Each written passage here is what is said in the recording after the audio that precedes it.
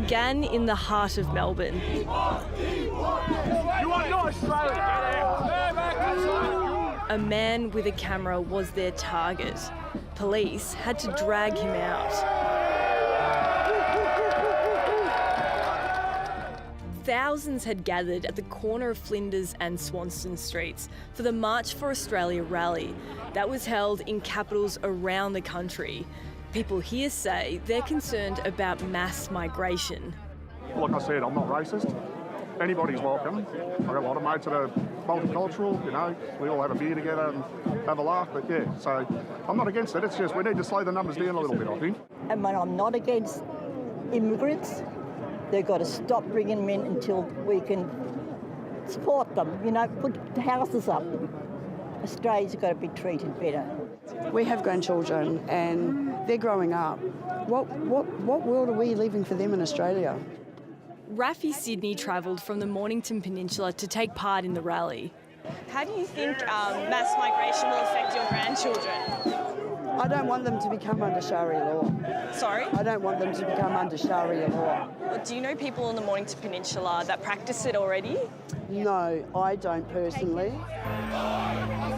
Among the crowd was prominent neo-Nazi and convicted criminal Thomas Sewell. Surrounded by others wearing black, they were intent on marching to the Victorian Parliament.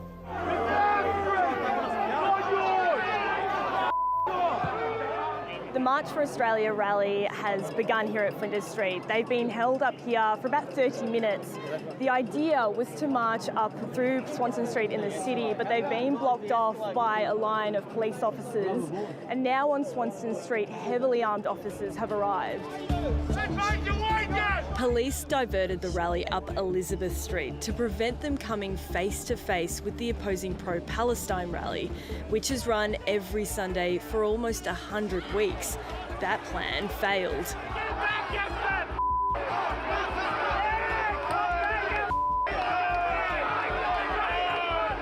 Pepper spray was used as protesters tried to break through the police line, separating the two groups. Beer cans and eggs were thrown.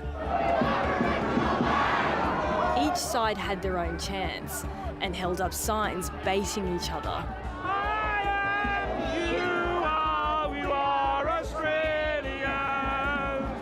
With Parliament as their goal, a sea of Australian flags headed up Bourke Street with a stop immigration sign. Then violence erupted again.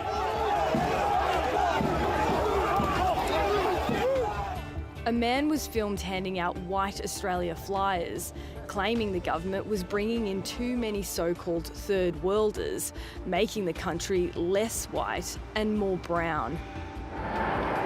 As crowds eventually arrived to the front of Victorian Parliament, an elderly man who had come to join the anti-immigration protesters was targeted for holding up an Italian flag.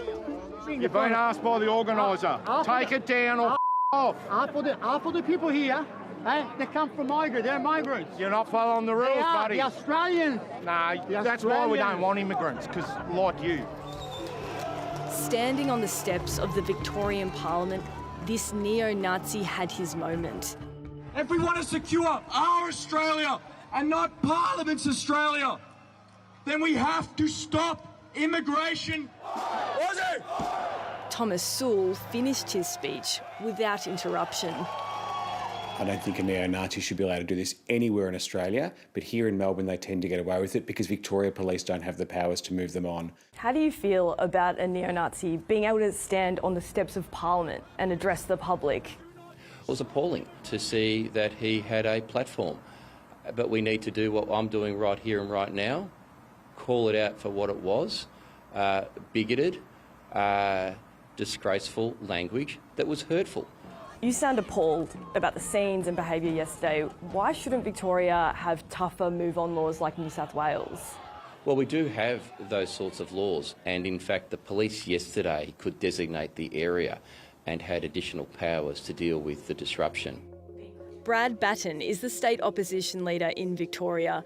He says now is the time to consider a permit system for protests.